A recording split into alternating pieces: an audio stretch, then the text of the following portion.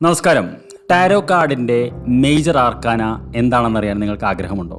ഇത് നമ്മുടെ ജീവിതത്തിന്റെ 21 ഘട്ടങ്ങളെയാണ് പ്രതിഫലിപ്പിക്കുന്നത്. അതായത് നമ്മുടെ ജീവിതത്തിലെ വെല്ലുവിളികളും വെളിപ്പെടുത്തലുകളും വ്യക്തിഗത വളർച്ചയും നിറഞ്ഞ ഒരു യാത്ര ടാരോവിന്റെ ആദ്യത്തെ കാർഡായ ദ ഫൂൾ നമുക്ക് പറഞ്ഞു തരുന്നു. അതായത് മേജർ ആർക്കാന എന്ന് പറയുന്നത് ദ ഫൂളിന്റെ ഒരു യാത്രയാണ്. അത് നമ്മുടെ യാത്രയുടെ പ്രതിഫലനമാകുന്നു. അതിനായി നമ്മൾ ദ ഫൂൾ എന്ന കാർഡിന്റെ കൂടെ ചുവട് വെച്ച് നടക്കുകയാണ് വേണ്ടത്. ഇദ്ദേഹം തൻ്റെ മുന്നിൽ കിടക്കുന്ന അനിശ്ചിതത്വങ്ങൾക്കിടയിലും സാഹസികതയോടുള്ള അഭിനിവേശം മൂലവും ഒരു അചഞ്ചലമായ വിശ്വാസവും മൂലം ഒരു യാത്ര പുറപ്പെടുകയാണ്. ഈ യാത്രയിലൂടെ കടന്നു പോകുമ്പോൾ അയാൾ പുരാണങ്ങളുടെയും പ്രതീകാത്മകതയുടെയും ഐതിഹ്യങ്ങളുടെയും സമ്പന്നമായ ഒരു ഭൂപ്രകൃതിയിലൂടെ നമ്മളെ കൊണ്ടുപോകുന്നു. ഈ യാത്രയിൽ ഓരോ ചുവടും ഓരോ ഏറ്റുമുട്ടലും നമ്മുടെ സ്വന്തം ജീവിതത്തെ ഉയർത്തിപ്പിടിക്കുന്ന ഒരു കണ്ണാടിയായി മാറുന്നു. നമ്മുടെ ഭൂതകാലത്തെക്കുറിച്ചും വർത്തമാനത്തെക്കുറിച്ചും ഭാവിയെക്കുറിച്ചുമുള്ള ഉൾക്കാഴ്ചകൾ ഈ യാത്രയിൽ മുഴുകുമ്പോൾ മനുഷ്യബോധത്തിന്റെയും അനുഭവത്തിന്റെയും ആഴം പ്രതിഫലിപ്പിക്കുന്ന പുരാണങ്ങളുടെ പ്രതീകാത്മകതയുടെയും ഐതിഹ്യങ്ങളുടെയും ഒരു നിധിശേഖരം നമ്മൾ കണ്ടെത്തുന്നു.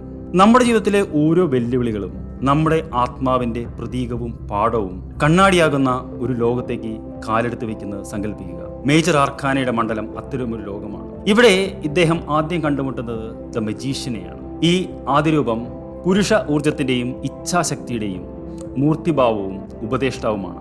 ശ്രദ്ധയോടും ഉദ്ദേശശുദ്ധിയോടും ശക്തിയെയും കുറിച്ച് അയാൾ ദ ഫൂളിനെ പഠിപ്പിക്കുന്നു.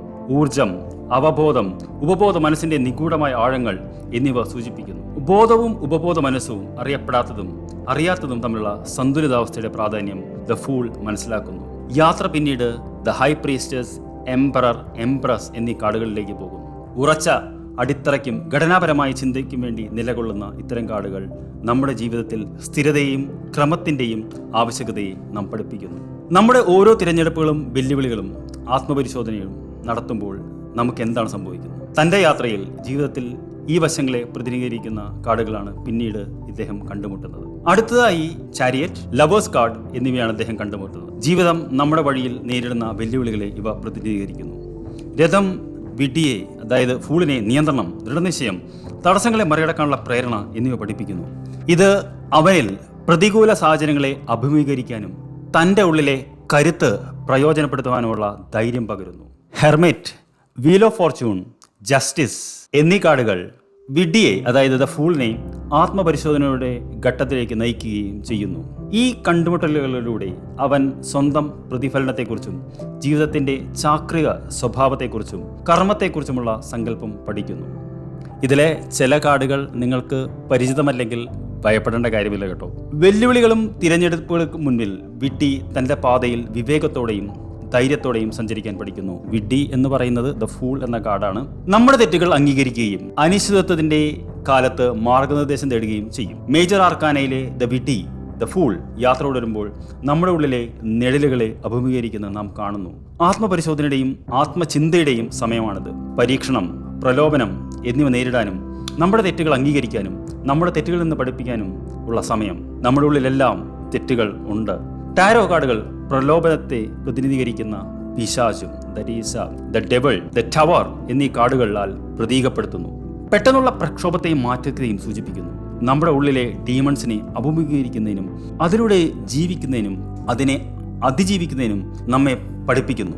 പക്ഷേ മേജർ ആർക്കാനയുടെ യാത്ര അവസാനിക്കുമ്പോൾ the sun, the star, the moon എന്നീ കാർഡുകളാണ് ദ ഫൂൾ കണ്ടെത്തുന്നത്. സത്യത്തിൽ ഈ കാർഡുകൾ അന്തിമ ലക്ഷ്യസ്ഥാനത്തെ സൂചിപ്പിക്കുന്നില്ല, പകരം സമാധാനത്തിന്റെയും സന്തുലിതാവസ്ഥയുടെയും അവസ്ഥയാണ്.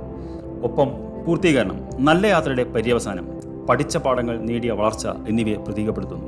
ദ സൺ പ്രകാശിക്കുന്നു.